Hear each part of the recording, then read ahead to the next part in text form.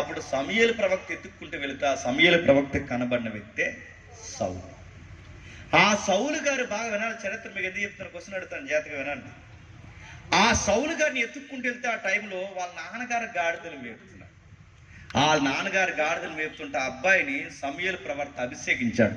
ఎప్పుడైతే సమూయేలు ప్రవక్త అభిషేకించాడో ఆ అబ్బాయికి అర్థం కానిది ఏంటంటే, అసలు నేను రాజునేంటి, చూడ్డానికి చాలా బాగుంటాడు, హైట్ ఉంటాడు. ఇశ్రాయేలీల్లో ఏ మగాడైనా సౌలు గారికి భుజాల దాకైనా వస్తాడట, అంత హైట్ ఉంటాడు. ఎవరు? సౌలు. అంత హైట్ ఉంటాడు, చూడ్డానికి హీరోలా ఉంటాడు. ఎవడైనా సరే భుజాల దాకైనా వస్తాడు. కానీ గమ్మత్తు ఏంటంటే చూడ్డానికి బాగుంటాడు, హైట్ ఉంటాడు, చూస్తే హీరోలా ఉంటాడు. కానీ ఇంత హీరోలాగా ఉన్న ఆయనకి చూడటానికి బాగున్నా, ఆయన చూడటానికి ఆయన కటౌట్ బాగున్నా కానీ గుండె ధైర్యం తక్కువ. ఎవరికి? చాలా మంది మగాళ్ళు మీరు చూసారు లేదో, వాళ్ళు చూడడానికి బాగానే ఉంటారు కానీ ఎంత భయమో. ఎవడో 2 అంతస్తులు బిల్డింగ్ కట్టాడట. ఆ బిల్డింగ్ కట్టి నైట్ టైం ఆ బిల్డింగ్ మీదకి వెళ్ళడానికి ఆడికే భయం వేస్తుందంట. మరి ఎందుకు కట్టావరా అని అడుగుతున్నాను నేను. అంటే చీకటంటే భయం. ఈ సౌలు కూడా మీరు గుర్తుపెట్టుకోండి, సౌలు కూడా మనకు అర్థం కావాల్సింది, చూడ్డానికి బాగుంటాడు, మాటలు బాగుంటాయి, కానీ ఆ మనిషికి వ్యక్తిగతమైన భయం ఎక్కువ, పిరికుడు ఎక్కువ. సొసైటీలో ఆయన సరిగ్గా మాట్లాడలేడు, ఒక వ్యక్తిని సరిగ్గా డీల్ చేయలేడు. ఇంకా మీకు అర్థం కావాలంటే భయం ఎక్కువ. మీరు సౌలు చరిత్ర ఇంటికి వెళ్ళిన తర్వాత చదవండి. ఎవరైనా చుట్టాలు ఇంటికి వస్తేనట, చుట్టాల కన్నా ఈయనే ముందు ఎక్కువ సిగ్గుపడిపోతాడు. ఎవరు? మన దాంట్లో కూడా చాలా మంది ఉంటారు చూసారు. మన ఇంటికి ఎవరైనా కొత్త వాళ్ళు వస్తే ముందు ఏళ్ళరారు బయటికి, చుట్టగానే సిగ్గుపడిపోతారు. లోపల ఉండి అడుగుతున్నాను, వచ్చి ఏదైనా అదే పలకరించి వీళ్ళ గదిలో చాలా వెళ్ళిపోయే వరకు రారు. సౌలు కూడా అలాంటోడే. ఎవరైనా ఇంటికి వస్తే మిద్దె మీద పోయి దాక్కోవడం, దూరంగా పోయి దాక్కోవడం, చీకట్లో కూర్చోవడం. ఎందుకంటే ఆయనకి బిడియం ఎక్కువ, ఎవరితో మాట్లాడు, సిగ్గు ఎక్కువ, ఎక్కువ ఫీల్ అవుతాడు. దీనివల్ల సౌలు గారికి అరే చూడడానికి బాగున్నా కానీ ఆయనకి పొలిటికల్ మూవ్మెంట్ తెలియదు ఆయనకి. అలాంటి వ్యక్తిని దేవుడు రాజుని చేస్తే సరిగ్గా 2 సంవత్సరాలకి అధికారం పిచ్చి పట్టింది. మొత్తం ఆయన పరిపాలించిన సంవత్సరాల సంఖ్య 40 ఏళ్ళు. బాగా వినాలి, ఎన్ని ఏళ్ళు? 40 ఏళ్ళు. ఈ 40 ఏళ్ళు ఆయన పరిపాలిస్తే సరిగ్గా 2 సంవత్సరాల సింహాసనం మీద కూర్చోబెడితే ఈ పిరుకోడిని, మాట్లాడడం రానోడిని, అసలు రాజరికం అంటే తెలియనోడిని, ఒక పిరుకోడిని పరాక్రమశాలిగా సింహాసనం మీద కూర్చోబెడితే 2 సంవత్సరాలు పరిపాలించేసరికి సింహాసనం పిచ్చి పట్టింది.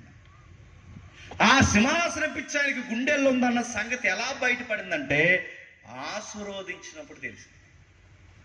బయటకు వచ్చాడు. ఆ అబ్బాయి సమయం అంటే సౌలు గారు పరిపాలన చేస్తున్న టైంలో ఫిలిస్తీన్లు పిలుపునిచ్చారు. ఎవరు ఫిలిస్తీన్లు? Opposition country. అది ఇశ్రాయేల్ అంటే సుదీర్ఘమైన యుద్ధ ప్రకటన చేసిన ఫిలిస్తీన్లు. ఆ ఫిలిస్తీన్ల భూభాగమే ప్రజెంట్ పాలస్తీనా. అంటే ఫిలిస్తీన్లు జాతి లేరు కానీ ఫిలిస్తీన్ల భూభాగం ఉంది. ఆ భూభాగమే ప్రజెంట్ పాలస్తీనా. ఎందుకు ఈ మాటలు చెప్తాంటే ఈ మధ్య తగునమ్మని ప్రతి ఒక్కరు ఏమంటాడంటే బైబిల్కి ఎవిడెన్స్ లేవంటే బొందలు ఏవి ఎవిడెన్స్ ఎందుకు లేవు? జోగ్రఫీ ఉంది, హిస్టరీ ఉంది. నడుతున్నాను, జోగ్రఫీ ఉంది, హిస్టరీ ఉంది. నీకు అలిసిపోయేంత సాక్ష్యాలు ఉన్నాయి. నీకు చదవడం చేత కాక, నీకు జోగ్రఫీ తెలియక, హిస్టరీ తెలియక, లాజిక్ తెలియక, లా అండ్ ఆర్డర్ ఏం నడుస్తుందో నీకు తెలియక ఏమీ లేదంట. ఎన్నున్నాయో బైబిల్ ఉన్న జాతుల ఆనవాళ్ళు ఉన్నాయి, బైబిల్ ఉన్న గుట్టలు ఉన్నాయి, బైబిల్ ఉన్న సముద్రాలు ఉన్నాయి, బైబిల్ ఉన్న వ్యక్తుల చరిత్రలు ఉన్నాయి. అక్కడ వరకు ఎందుకు? అసలు మెసొపొటేమియా నాగరికత చరిత్ర అంతా ఎవరో మాట్లాడితే విస్తారంగా మాట్లాడే చరిత్ర బైబిల్లోనే మాట్లాడారు. అలాగే ఆ పాలస్తీనా పైన ఆ రోజుల్లో ఫిలిస్తీన్లు ఉండేవారు. ఫిలిస్తీన్లు, ఇజ్రాయెల్ 2 దేశాలు మిళితమై ఉంటాయి. ఈ రెండింటిని విడదీసేది ఒకే ఒక కెనాల్ ఉంటుంది, అది జార్డాన్. తెలుసుగా, మీరు ఏదైనా తెలుసుకొని తెలిసినట్టే. అలాగే చూడండి, ఈ జార్డాన్ ఏదైతుంది యార్దాన్ నది, ఈ యార్దాన్ నది ఆవల ఫిలిస్తీన్లు ఉంటారు, యార్దాన్ నది ఏవల ఎవరైతే ఉన్నారో ఇశ్రాయేల్ ఉంటారు. ఆ దిగువ ప్రాంతంలో డెడ్ సీ ఏదైతే ఉందో మృత సముద్రం, అది మృత సముద్రం ఉంటుంది కింద.